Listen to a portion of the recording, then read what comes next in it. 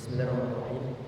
Innal hamdalillah nahmaduhu wa nasta'inuhu wa nastaghfiruh wa na'udzu billahi min shururi anfusina wa sayyiati a'malina man yahdihillahu fala mudilla lahu wa man yudlilhu fala hadiya lahu wa asyhadu an la ilaha illallah wahdahu la syarika lahu wa asyhadu anna Muhammadan abduhu wa rasuluh.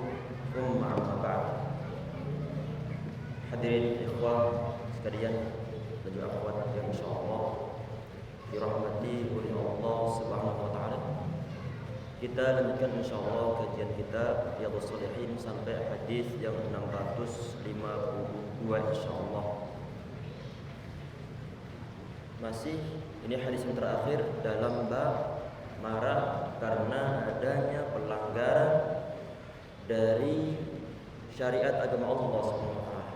Ini hadis yang terakhir dari bab tersebut. Bismillahirrahmanirrahim. Qala musannif rahimahullah wa nafa'ana bihi wa bi'ulumihi wa bi'ulumi sayyidis salihin fid dharain amin. Wa an Anas radhiyallahu anhu anna an-nabiy sallallahu alaihi wasallam ra'a nakhamatan fil qiblati fa shaqqa dhalika alayhi hatta ru'iya fi wajhihi. Ini hadis sahih diriwayatkan oleh Al-Bukhari dan Muslim muttafaqun alaih, bersumber ataupun jalur dari sahabat Anas bin Malik radhiyallahu anhu. Beliau mengatakan bahwa Nabi Muhammad SAW beliau ra'a nukhamatan fil qiblah. Nabi Muhammad SAW beliau melihat dahak berada di arah kiblat, berada di arah kiblat. Ini sebagian di antara hadis bahwa ini dahaknya ada sebagian di antara riwayat busok ataupun suatu ludah berada di arah kiblat. Sebagian di antara riwayat yang lainnya dahak tersebut itu nempel di bagian dinding yang berada di sebelah arah kiblat. Sebagaimana yang terdapat di sebagian di antara riwayat dalam Al-Bukhari sama Muslim, ra'a fi jidaril Ka'bah. Nabi Muhammad SAW ataupun qiblah. Nabi Muhammad SAW beliau melihat dahak berada di dinding arah kiblat. Fasyaqqa dzalika alaihi. Kemudian Nabi Muhammad SAW saat melihat hal tersebut itu beliau sedih, mungkin beliau prihatin, mungkin beliau merasakan hal yang enggak nyaman dalam hati beliau. Sehingga kemudian bagaimana? Hatta ru'iya fi wajhi. Ketidaksenangan beliau, keprihatinan beliau ataupun emosi perasaan beliau nampak di dalam mukanya. Orang yang kelihatan dia itu senang, gembira, suka, kelihatan di bagian mukanya. Begitupun di saat ada orang mungkin dia dalam keadaan marah, dalam keadaan tersinggung, merasakan hal yang gak nyaman dalam hatinya, itu pun nampak di dalam roman mukanya. Ini pun nampak di dalam roman muka Nabi Muhammad SAW. Kemudian faqama fahakkahu biyadihi. Kemudian Nabi Muhammad SAW beliau berdiri, kemudian fahakkahu biyadihi. Kemudian beliau mengerok itu apa? Mengerek ya? Mengoreknya dengan menggunakan tangan beliau. Saat mungkin ditanya, Ustaz, kok jorok banget? Ada dahak ataupun mungkin ludah yang nempel di tembok ataupun dinding sebelah kiblat.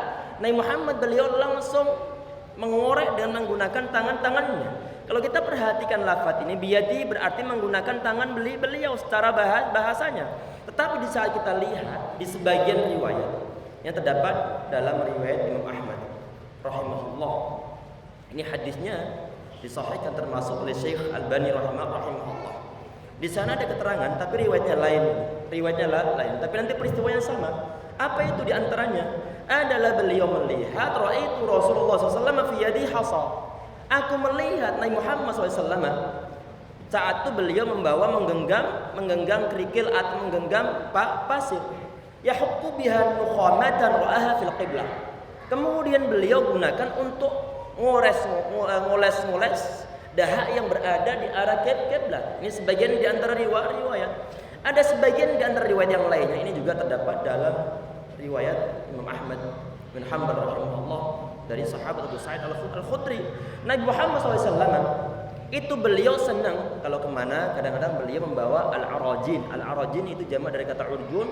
Urjun itu adalah tangkai dari bisa kalau misalnya ada kurma, itu kan buah-buah kurmanya sebelum ada yang biji-bijiannya itu kan nanti ada batangnya ini.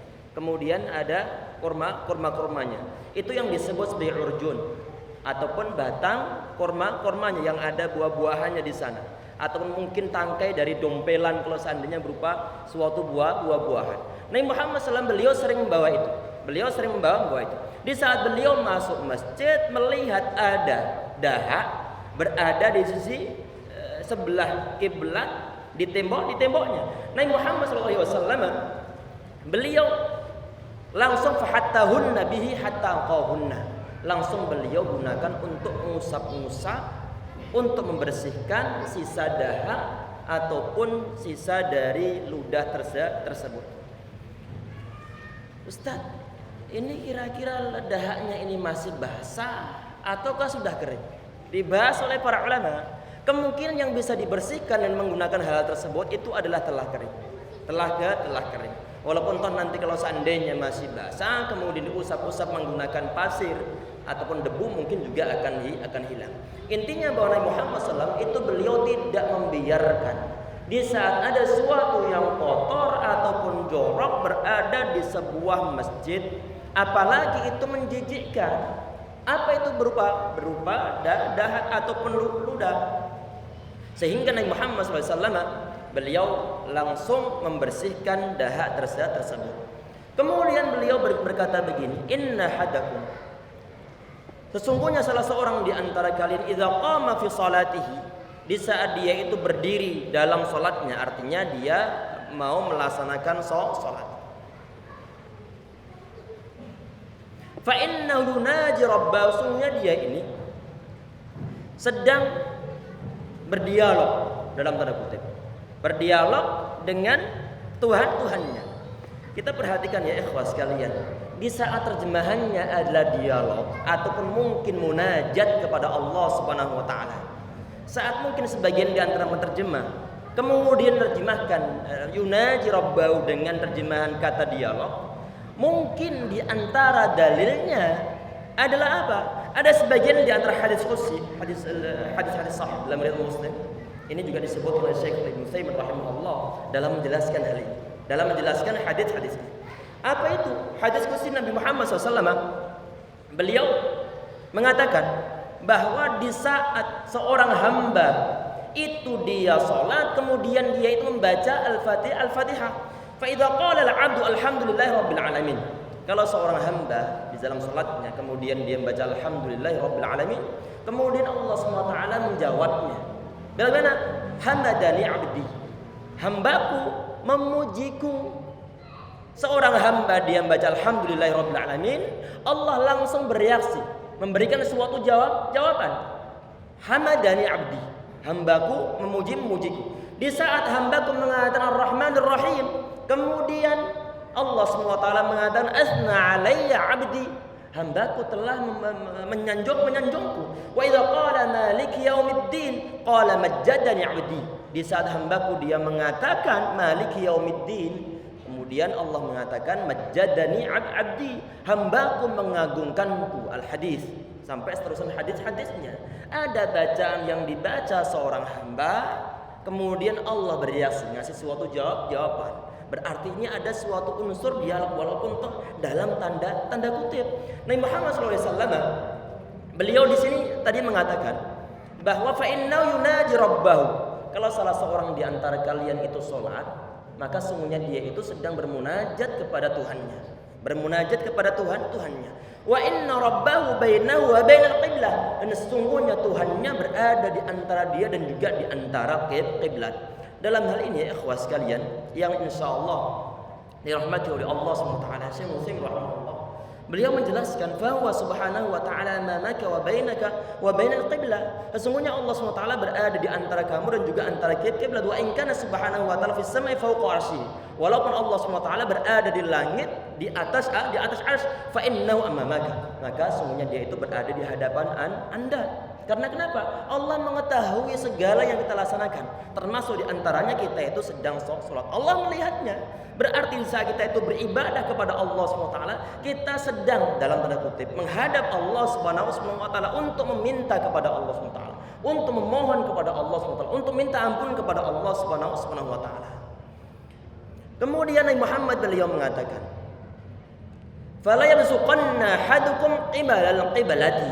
Maka kalau tadi itu dia seorang hamba itu dia lagi sholat dan dia itu sedang bermunajat kepada Tuhannya dan Allah SWT berada di antara dia dan juga kiblat, maka janganlah salah seorang di antara kalian meludah di arah kiblat.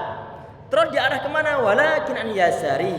Tetapi kalau seandainya perlu kok meludah, ini bukan dalam arti nyuruh untuk selalu meludah ke arah kiri. Tetapi adalah kalau seandainya di suatu keadaan kita itu sholat, tahu-tahu kemudian ada hal di mulut kita yang perlu untuk kita keluarkan. Karena mungkin kalau dibiarkan dalam mulut ini nggak nyaman. Karena mungkin ada ada selilit yang kemudian dia copot dari gigi. Ini perlu untuk dikeluarkan. Perlu untuk dikeluarkan. Maka bagaimana? Kalau seandainya terpaksa begitu, jangan ludahkan ke arah kiblat. Tapi kemana? Maka ke arah kiri, walakin an yasari, tetapi meludahlah ke sebelah kiri, aw tahta qadami, ataupun di bawah kakinya. Di bawah kakinya kemudian dia urut. Pembicaraan kita saat ini ikhwas sekalian, ini memungkinkan di saat kita itu sholat di suatu ataupun sebuah lapangan, ataupun mungkin di area-area terbuka, mungkin di jalan raya di saat sholat Idul Fitri, ataupun mungkin di tempat masjid, ataupun yang mau dibangun di daerah-daerah pedesaan yang belum ada lantainya, yang belum ada karpetnya. Ini memungkinkan. Karena kenapa? Mudah untuk kita uruk, mudah untuk kita hilangkan. Apalagi misalnya kita di saat lagi sholat Idul Fitri atau Adha, kemudian kita sholat di lapangan, kemudian kita menggunakan sandal kita, ludah di bagian bawah kaki kita, kemudian kita injek menggunakan menggunakan sandal kita. Sedangkan kalau di masjid dalam keadaan begini nggak memungkinkan. Apakah ada cara yang lainnya? Nabi Muhammad belum memberikan suatu solusi. Kita perhatikan. Bagaimana kata beliau di sini? Tsumma khadat arafa ridai fabasaqa fihi. Tsumma radda ba'dahu ala ba'din. Kemudian di saat Nabi Muhammad beliau habis menerangkan tentang kalau seandainya meludah, maka jangan meludah ke sebelah kiblat, tapi meludah sebelah kiri dari orang yang lagi sholat. Tentunya kalau ini adalah kalau seandainya memang di sini nggak ada orang. Kalau ada orang kena temannya nanti bermasalah lagi, ataupun diludahkan ke bawah. Tayyib. Nabi Muhammad beliau memberikan suatu cara yang lain, dan ini bisa diterapkan kalau seandainya terpaksa untuk meludah. Dengan cara bagaimana? Saat Nabi Muhammad SAW beliau summa khadat rafaridai. Kemudian Nabi Muhammad SAW beliau mengambil ujung dari kain yang beliau pakai. Mungkin berupa selendang, mungkin berupa syal beliau, mungkin berupa sorban yang beliau pakai. Yang jelas saat itu rida bukanlah thawb. Rida bukanlah baju yang beliau pakai, tapi adalah kain tambahan yang beliau pakai di luar baju yang beliau pakai dalam tubuh beliau. Intinya Nabi Muhammad SAW beliau tsumma khada taraf ridai fabasaqa fihi. Kemudian beliau meludah ke ujung kain tersebut. Tsumma radda ba'dahu ala ba'dan. Kemudian beliau misalnya ini ujung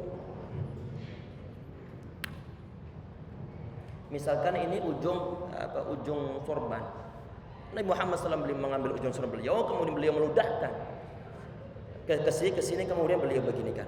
Kemudian beliau beginikan. Dari ujung kemudian langsung setelah dikeluarkan udah beliau ke sini, kemudian langsung beginikan. Faqala, di saat beliau habis praktek begitu, kemudian beliau berkata, "Oh yaf'alu hakadha," ataupun dia perbuat macam yang tadi kita praktekkan.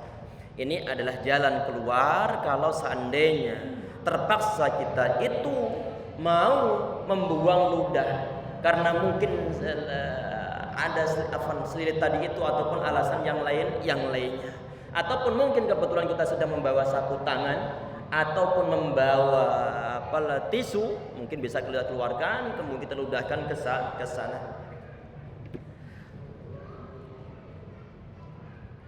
Di dalam hal ini ya ikhwas sekalian, kalau kita tadi perhatikan bahwa Nabi Muhammad SAW ini sebagian di antara riwayat ini beliau marah. Beliau marah di saat melihat di sana itu ada suatu busok, ada suatu ludah ataupun mungkin berupa dahak yang dibuang sembarangan, apalagi di masjid. Nabi Muhammad SAW beliau menampakkan kemarahan beliau. Karena kenapa? Ada ketidaktatakramaan, ketidakadaban orang yang telah meludah di masjid tanpa ada suatu batasan sama sekali. Berarti bab saat ini yang kita bahas ya ikhwah adalah masih berkaitan tentang masalah kemarahan ataupun mungkin ketidaknyamanan di saat ada suatu hal-hal yang melanggar suatu syariah kemudian dilaksanakan. Tentunya ini adalah yang dicontohkan Nabi Muhammad SAW. Di saat ada suatu pelanggaran syariah kita perlu untuk marah. Walaupun tentunya kemarahan kita perlu ada kendalinya. Jangan sampai kemudian mengucapkan kata-kata kotor. Nabi Muhammad SAW semarah apapun beliau tidak pernah mengucapkan kata-kata kotor. Kemudian hadis, alhamdulillah selesai untuk bab tersebut. Langsung kita bahas untuk bab yang ke-78 dari kitab Riyadhus Shalihin.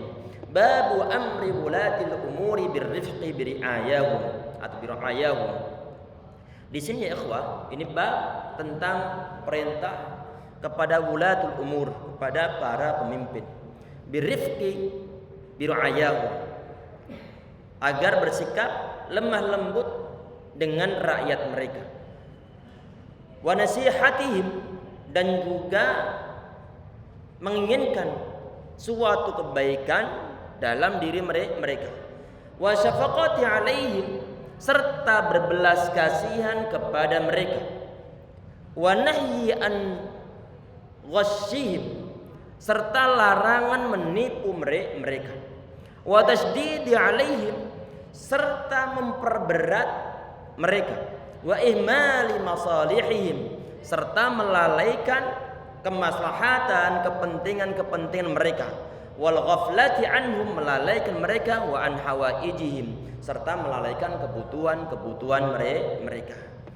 Ini bab ya ikhwah sekalian yang insyaallah dirahmati oleh Allah SWT. Pembahasan kita nanti itu adalah menyangkut masalah wulatul umur, menyangkut masalah pemimpin. Di sini bersifat umum, baik nanti dia adalah pemegang otoritas yang paling tinggi ataupun di bawah-bawahnya, ataupun otoritas di dalam ruang lingkup suatu perusahaan, ataupun mungkin otoritas di kampus, ataupun mungkin di sekolah, ataupun mungkin dalam keluarga, atau mungkin dalam perusahaan, tercakup dalam pembahasan hadis-hadis yang disebutkan dalam bab yang ke-78 ini. Berarti tidak khusus untuk seorang presiden, tetapi juga untuk semua orang yang di sana dia itu sebagai penanggung jawab atas orang-orang yang berada di bawah-bawahnya, baik dari sebagai seorang presiden ataupun sampai level bawah sebagai seorang RT ataupun seorang guru, seorang dosen, seorang kepala keluarga, seorang direktur, sebagai seorang rektor ataupun yang lain sebagainya. Sebagaimana biasanya Al-Imam An-Nawawi rahimahullah, beliau menyebutkan sebagian di antara ayat-ayat dari firman-firman Allah SWT yang berkaitan tentang bab yang beliau bahas. Beliau di sini pertama menyebutkan firman Allah SWT, "A'udzubillahi minasyaitonir rajim, waqfid janahaka liman ittaba'aka minal mu'minin." Dan rendahkanlah dirimu terhadap orang-orang yang mengikutimu, yaitu dari orang-orang yang beriman. Ini perintah aslinya adalah ditujukan kepada Nabi Muhammad SAW, agar Nabi Muhammad SAW itu beliau merendahkan diri, merendahkan hati beliau kepada ataupun tawadhu terhadap orang-orang yang beriman di zaman beliau satu. Padahal ya ikhwah sekalian, Nabi Muhammad SAW itu beliau yang disampaikan oleh Allah SWT, innaka la'ala khuluqin azim. Sesungguhnya engkau benar-benar berada di suatu akhlak yang amat agung. Ini perkataan Allah Subhanahu wa taala. Nabi Muhammad dibilang bahwa beliau itu adalah seorang yang berada di akhlak yang amat agung. Orang yang berada memiliki suatu akhlak yang amat agung ternyata masih disuruh oleh Allah Subhanahu wa taala untuk waqfid janahaka limattaba'aka mu'minin. Rendahkanlah dirimu terhadap orang-orang yang mengikutimu. Berarti famin babil aula, lebih-lebih lagi ini sangat perlu untuk kita tunjukkan kepada diri kita. Karena akhlak kita bukanlah akhlak orang-orang pilihan. Mungkin dalam keadaan sehari-hari kita itu berusaha untuk lurus terhadap istri, berusaha untuk adil terhadap mereka, berusaha untuk berkasih sayang terhadap mereka, berusaha untuk baik terhadap anak-anak kita, berakhlak mulia terhadap orang-orang sekitar kita. Tetapi kadang-kadang suatu keadaan kita itu kadang-kadang keluar dari suatu syariah. Kadang-kadang kita merasa bahwa kita lebih hebat daripada orang lain. Kita merasa angkuh daripada orang lain. Orang lain merasa bahwa diri kita ini adalah di saat sebagian di antara keadaan. Kita terasa angkuh di mata mereka, sombong, arogan, ataupun sok-sokan di mata sebagian di antara umat manusia. Kalau keadaan kita modelnya begitu, otomatis saat dihadapkan pada ayat semacam ini menjadi suatu perintah dari Allah SWT juga kepada kita semuanya. Kemudian di ayat berikutnya Allah SWT mengatakan, Innallaha ya'muru bil adli. Sesungguhnya Allah SWT menyuruh kamu, merintahkan kamu untuk berlaku adil. Adil di sini ini adalah memberikan suatu hak kepada pemiliknya, disebut sebagai keadilan. Sesuatu yang patut untuk mereka terima, baik dari sikap kita ataupun baik dari pemberian kita. Kalau itu adalah merupakan suatu hak yang mesti mereka terima, kemudian kita berikan, maka itu adalah sikap adil dari diri kita, baik sebagai seorang pemimpin ataupun sebagai seorang rakyat. Kita disuruh untuk bersikap adil. Seorang pemimpin tentunya dia perhatian terhadap rakyatnya, nggak mau untuk nyakiti mereka semuanya, nggak mau untuk ngakal-ngakali mereka semuanya. Dan kita sebagai rakyat tentunya disuruh untuk berbuat adil kepada pemimpin. Bagaimana diantaranya? Mendoakan mereka. Jangan cuma kritis, sedangkan doa belum pernah kita panjatkan. Kita nggak pernah berdoa kadang-kadang, ya Rabb, mohon berikan kami seorang pemimpin yang adil. Kadang-kadang doa ini nggak pernah kita panjatkan. Yang kita kencengkan adalah nyinyir, sedangkan untuk mendoakan belum pernah. Kesempatan yang dibuka peluang selebar-lebarnya dari Allah SWT untuk kita panjatkan minta pemimpin yang adil kepada Allah Subhanahu wa taala tidak pernah kita sanjungkan, tidak pernah kita tujukan, tidak pernah kita minta kepada Allah Subhanahu wa taala. Baik di saat hujan turun, di saat kita lagi bermusafir, habis sholat, ataupun di saat kita lagi sujud, ataupun mungkin di saat dalam keadaan yang lain sebagainya. Ini bisa kita tanya pada diri kita sendiri. Apakah kita pernah berdoa untuk pemimpin kita? Baik dari level atas ataupun sampai level yang terbawah, sampai ketua RT misalnya, ya Rob, kok RT kok modelnya begini ya Rob, mohon kau beri hidayah kepada dia. Sudahkah begitu? Kalau seandainya belum, PR untuk kita, karena kita disuruh untuk berbuat adil, baik sebagai seorang pemimpin ataupun sebagai seorang rakyat, baik sebagai seorang karyawan ataupun sebagai seorang direktur. Di saat kita nggak setuju dengan keputusan direktur, mungkin kita dipecat atau mungkin dipindahkan ke tempat yang lainnya, karena mungkin kita yang error. Kita berusaha untuk berbuat adil, introspeksi diri. Kira-kira kenapa kesalahan anak ini apa? Sehingga kadang-kadang kita itu mendapatkan suatu ujian dari Allah SWT adalah karena faktor ketidakadilan kita. Ada hak-hak yang mestinya diterima oleh orang lain, tapi enggak kita berikan. Maunya kita itu menerima hak kita, sedang kewajiban kita tidak kita tunaikan kepada mereka semuanya. Berarti ini bukan suatu keadilan. Keadilan itu adalah di saat kita itu memberikan suatu hak kepada pemiliknya. Disebut sebagai suatu keadilan.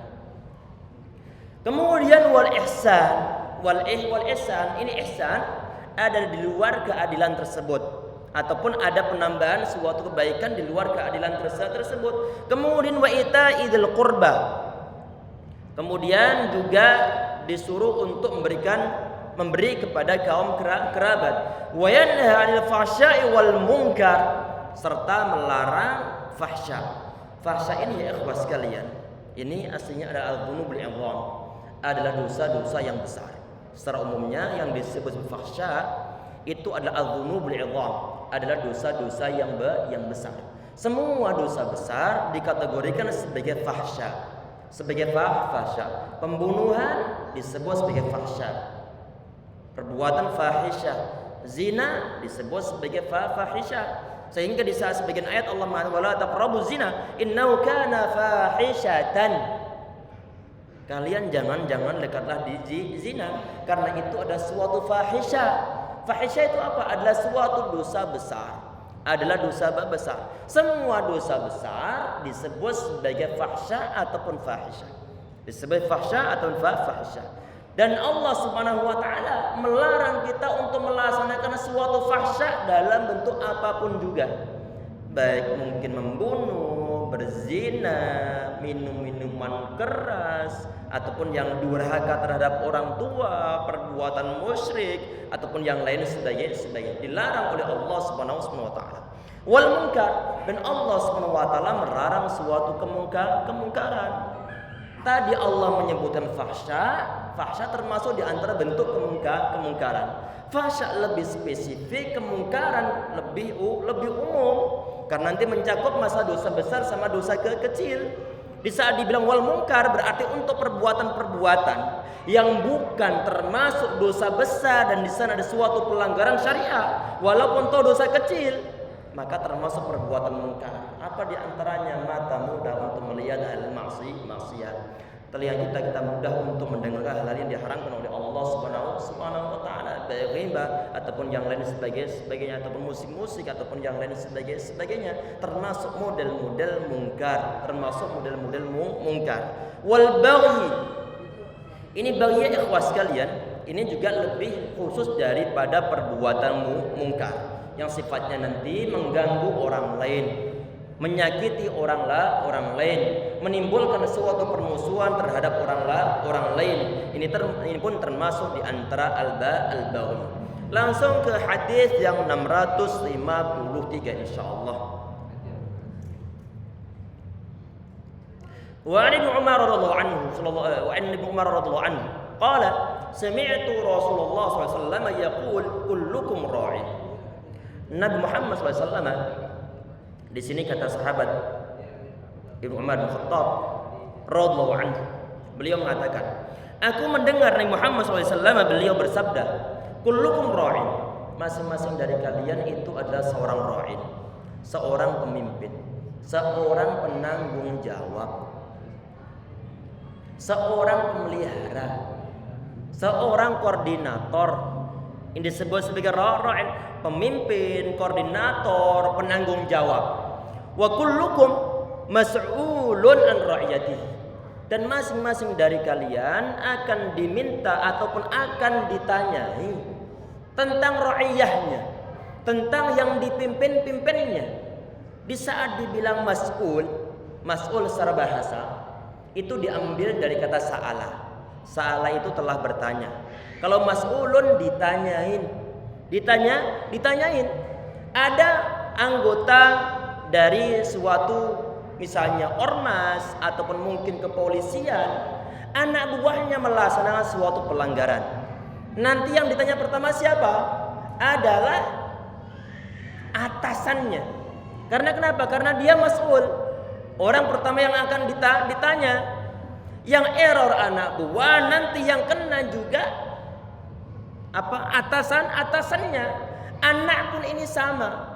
Di saat nanti seorang anak dia melaksanakan suatu pelanggaran, nanti yang ditanya juga adalah orang tuanya. Karena kenapa? Karena dia itu mas'ulun an ra'iyati.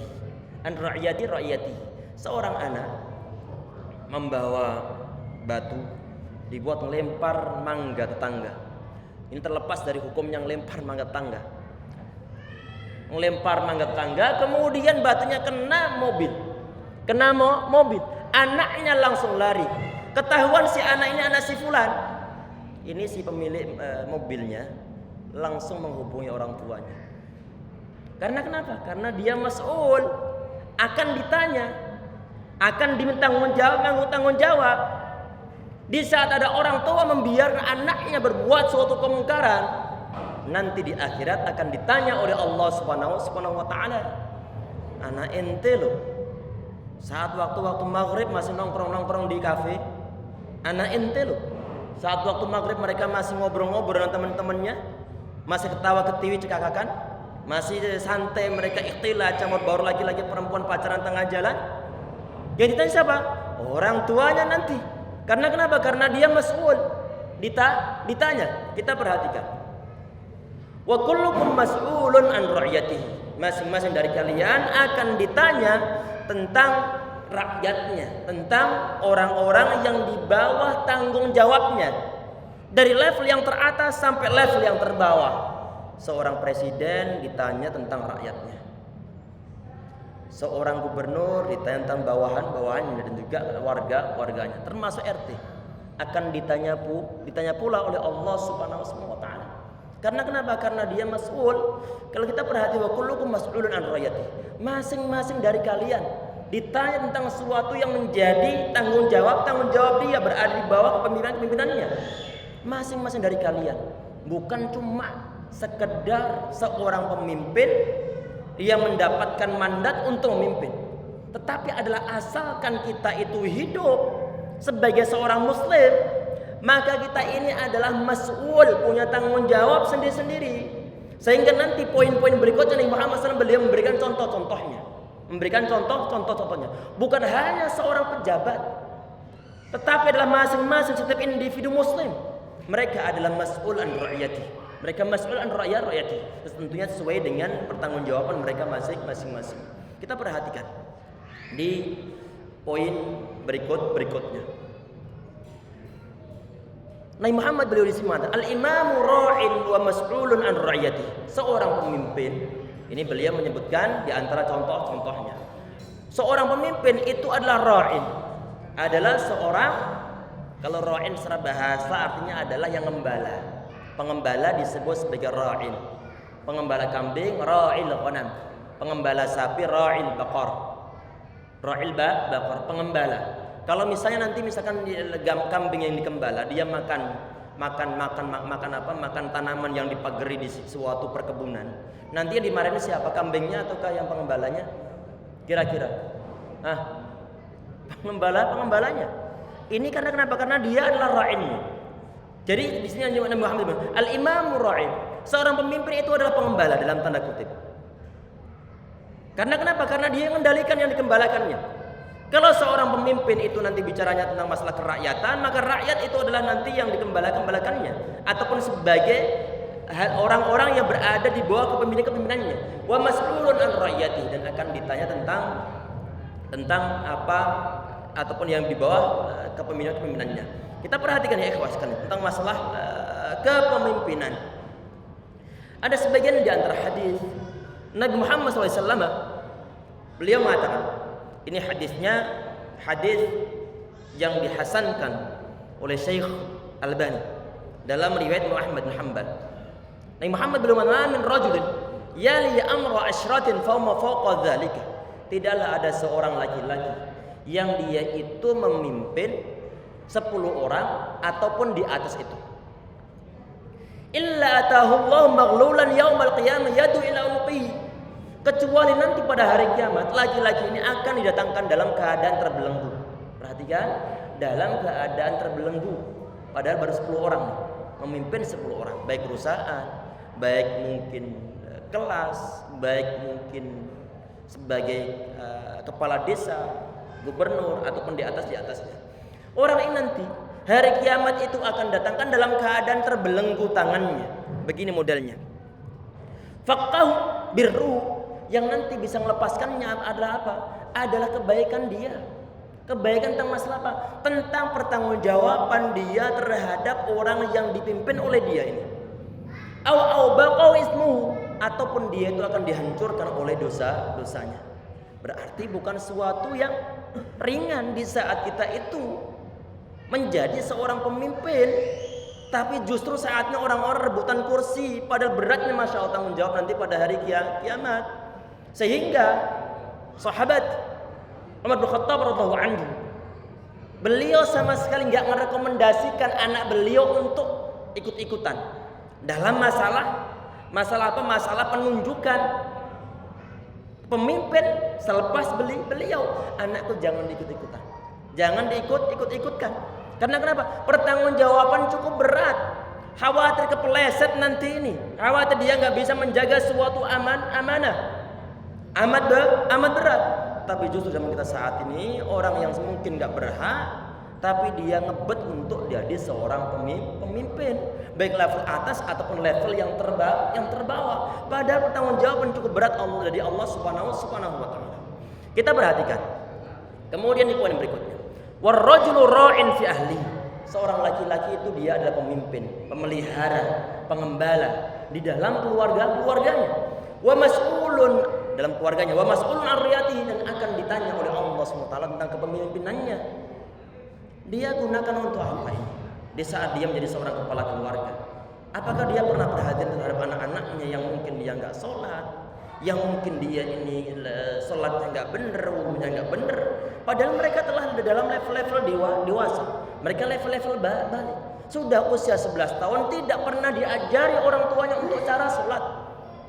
Padahal 11 tahun sudah dekat-dekat dengan akil balik. Tidak pernah diajari orang tuanya untuk bagaimana nanti kalau menghadap misalnya mimpi basah. Tidak pernah diajari oleh orang tuanya.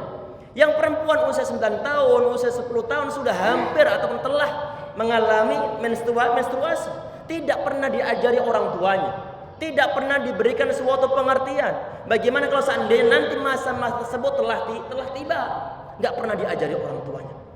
Padahal itu adalah semua pertanggungjawaban dari orang tua terhadap anak-anaknya. Karena kenapa? Karena dia ini adalah warrajul ra'in fi ahlihi. Seorang laki-laki dia itu adalah pemimpin, adalah penanggung jawab dalam keluarganya, dan nanti akan diminta tanggung jawab oleh Allah tentang apa? Tentang yang dipimpinnya. Anak-anak sudah dewasa, anak-anak sudah balik, yang perempuan juga sudah balik ataupun hampir balik, tidak pernah diajari oleh orang tuanya untuk menggunakan jilbab. Nggak diajar dari awal, sehingga di saat anaknya telah balik, yang perempuan dia telah haid, dia nggak mau menggunakan jilbab. Karena kenapa? Orang tuanya nggak ngajarin, orang tuanya nggak ngajarin. Padahal itu adalah tanggung jawab dari orang tua untuk mendidik mereka, mengajarkan ilmu agama terhadap mereka. Karena kenapa? Perhatian ikhwah, Allah mengatakan, ya ayyuhalladzina amanu qu anfusakum wa ahlikum nar. Wahai orang-orang yang beriman, jagalah diri kalian dan juga keluarga kalian dari api neraka. Tidak ada yang bisa untuk menjaga kita dan juga keluarga kita dari api neraka kecuali mengenal suatu sunnah-sunnah Rasulullah, kecuali mengenal tentang ajaran Allah, tentang ajaran Rasulullah SAW. Sehingga bagaimana wajib hukumnya orang tua untuk mengajari anak-anaknya. Kalau seandainya merasa anak gak mampu Ustaz, minimal untuk hal-hal bekal mereka untuk kedepannya sudah diberikan basic terlebih dahulu. Ajarkan mereka, didik mereka untuk minimal tentang masalah sholat, tentang masalah wudhu, tentang masalah untuk aurat, tentang masalah taharah, untuk dari jinabat. Itu basicnya. Kemudian taruh mereka di pesantren, tanggung jawaban cukup besar. Wong kita sudah berusaha untuk menjaga mereka dari pergaulan bebas. Taruh di pesantren, tahu-tahu kemudian saat udah dewasa dia orang liberal. Na'udzubillah. Walaupun itu bukan jaminan. Yang jebolan pesantren bukan jalan lurus. Tetapi paling tidak kita tunjukkan perhatian kita. Kita ada suatu perhatian untuk mengenalkan anak kita tentang agama Islam. Sudah nggak dikenalkan, kemudian ditaruh di tempat-tempat umum yang mungkin tidak dikondisikan tentang bagaimana pergaulan mereka, sampai di rumah, saat di rumah tidak pernah diajak untuk menghadiri suatu kajian. Berat, subhanallah, berat bukan main pertanggungjawaban dari orang tua. Minimal kalau misalnya anaknya sudah terlanjur ditaruh tempat-tempat umum yang tidak ada sangkut pautnya dengan syariah, dengan qala Allah wa qala Rasul, minimal mereka kenalkan dengan masjid, ajak mereka per pekan datang ke masjid, kajian-kajian. Biar bagaimana? Biar mengimbang kesalahan kita dari awal. Kalau nggak begitu, masya Allah, harimau di luar sana cukup berat. Anak-anak SD sudah ada grup LGBT. Bagaimana tanggung jawaban orang tua? Anak-anak usia 10 tahun sudah lenggak-lenggok lagi-lagi sebagaimana seorang perempuan. Bagaimana mungkin bertanggung jawab kita nanti di hadapan Allah Subhanahu wa taala? Cukup berat di hadapan Allah Subhanahu wa taala. Tugas orang tua saat ini cukup berat, karena kenapa? Pergaulan beratnya bukan main. Pergaulan beratnya bukan main. Orang tua sudah berusaha mengenalkan mereka tentang masalah syariat agama Islam. Tahu-tahu kemudian di saat mereka keluar rumah mendapatkan suatu pengajaran yang lain yang diajar oleh orang tuanya. Ini adalah tanggung jawab kita sebagai orang tua. Rajulun ra'in fi ahli wa mas'ulun an ra'iyatihi. Anak kita enggak harus menjadi seorang ulama. Anak kita enggak harus menjadi seorang ulama, tidak harus menjadi seorang ustaz. Tidak ada kewajiban orang tua untuk menjadikan anak sebagai seorang ustaz. Tetapi ada kewajiban orang tua untuk mengenalkan anaknya tentang syariat agama Islam. Karena kenapa? Di sebagian di antara ayat Allah mengatakan, "Wa ma atakum rasul fakhudhu wa ma nahakum anhu fantahu." Apa yang dibawa Rasulullah SAW, kalian ambillah, kalian praktekkan. Yang dilarang beliau kalian hindari, tinggalkan. Gak mungkin bisa praktek, gak mungkin bisa meninggalkan suatu larangan kecuali kita mengenal apa yang disampaikan oleh Allah, apa yang disampaikan oleh Rasulullah SAW. Gak mungkin dapatkan dari tempat-tempat umum yang tidak ada suatu unsur agama di sana.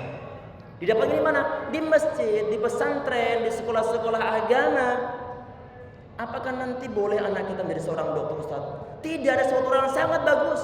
Apakah boleh menjadi seorang anggota TNI? Sangat bagus, silakan. Apakah boleh menjadi seorang dokter, menjadi seorang presiden? Sangat boleh. Tetapi basic agama jangan sampai kita hilangkan dari mereka. Basic agama ini loh, basic agama. Biar mereka itu mengisi kosongan-kosongan dalam pemerintahan. Biar mereka itu menjadi orang-orang seorang qudwah di zamannya nanti. Tapi kita berusaha sebagai orang tua untuk membentengi mereka dari awal tentang pendidikan agama. Wong kita sudah berusaha kadang-kadang untuk mendidik mereka menjadi seorang yang soleh. Kemudian dia menjadi seorang pejabat, tahu-tahu kemudian dia tergelincir. Banyak riwayatnya. Banyak orang-orang yang mengalami suatu degradasi moral, walaupun toh mereka ini adalah orang-orang dari kalangan pesantren. Realita kita. Tapi minimal kita berusaha. Ilmu berusaha untuk didapatkan, digapai, kita arahkan mereka semua untuk mempelajari agama. Kemudian kita doakan mereka. Silakan nanti diimbangi dengan ilmu-ilmu dunia. Mau kuliah di kedokteran, kuliah di fisika, di kimia, silakan. Tapi minimal basic agama jangan sampai kemudian kita hindarkan dari mereka. Pertanggungjawaban siapa? Pertanggungjawaban dari orang tua, pertanggungjawaban dari orang tua. Yang mengarahkan orang tua. Kemudian warajulur ra'in fi ahli wa mas'ulun an ra'iyatihi. Dan seorang laki-laki tadi ini adalah dia sebagai seorang pemimpin dan juga akan diminta tanggung jawab oleh Allah SWT dari kepemimpinannya, termasuk terhadap istri-istri mereka. Akan diminta tanggung jawab oleh Allah SWT. Istri keluar tidak menggunakan jilbab, tidak nutup auratnya, kemudian suaminya membiarkannya. Istri keluar minta izin untuk senam bareng-bareng di lapangan, lenggak-lenggok, menggunakan pakaian ketat, suaminya diam saja. Pertanggungjawaban berat di sisi Allah Subhanahu wa taala, bukan sesuatu yang simpel. Apalagi di tempat-tempat umum dilihat oleh orang-orang yang berlalu lalang di sana. Pertanggungjawaban berat di sisi Allah Subhanahu wa taala. Terhadap siapa? Terhadap seorang pemimpin yang bernama seorang suami. Seorang suami bukan sesuatu yang ringan sebagai seorang suami. Termasuk istri kalau keluar misalnya menggunakan parfum. Ustaz, kok keras begitu Ustaz? Bukan keras, kita memberikan, menyampaikan sebagaimana yang ada dalam syariah. Untuk prakteknya nanti diserahkan kepada pihak masing-masing. Ada sebagian di antara hadis ya ikhwah sekalian. Ini hadis-hadis yang sahih. Nabi Muhammad beliau mengatakan, "Idza kharajat ihdakunna," kalau salah seorang di antara kalian perempuan, kalian keluar, ilal masjidi, ke masjid, fala taqrabanna taytiban. Oh kama qala sallallahu. Jangan dekat-dekat, jangan menggunakan parfum. Ini perempuan, jangan menggunakan parfum. Kalau ke masjid gak boleh pakai parfum yang bagi yang perempuan, apalagi kalau bukan ke masjid. Padahal masjid itu adalah tempat orang-orang soleh, insya Allah. Kalau ke masjid gak boleh, apalagi tempat-tempat yang lain, arisan, reunian, ataupun yang lain sebagainya. Tetapi qadarul masyafa'an yang terjadi zaman kita saat ini, fitnah sangat besar, sehingga kalau seorang perempuan dia keluar pasti masya Allah dahsyatnya bukan main parfumnya, sudah tercium radius 10 meter. Ibaratnya tanggung jawab siapa? Tanggung jawab suaminya. Tanggung jawab suaminya. Cukup nanti keluar nggak ada bau sama sekali. Ini hadis-hadisnya adalah hadis yang sahih. Nanti untuk poin yang terakhir ya ikhwah, kita bahas lagi di pertemuan berikutnya tentang nanti masalah semoga yang kita sampaikan menjadi pengingat untuk diri kami pribadi dan juga untuk hadirin semua insyaallah, dan semoga kita dimudahkan oleh Allah SWT sebagai seorang pemimpin, sebagai seorang penanggung jawab, baik yang perempuan sebagai seorang istri, baik yang laki-laki sebagai seorang suami, baik yang mungkin ketua RT sampai jajaran yang teratas. Semoga dimudahkan oleh Allah SWT untuk memegang tanggung jawab masing-masing, dan semua akan diminta tanggung jawab oleh Allah SWT. Kita cukup sekian insyaallah untuk pertemuan kita kali ini. Kita tutup dengan doa kafaratul majelis. Subhanallah bihamdika asyhadu an la ilaha illa anta astaghfiruka wa atubu ilaik. Assalamualaikum warahmatullahi wabarakatuh.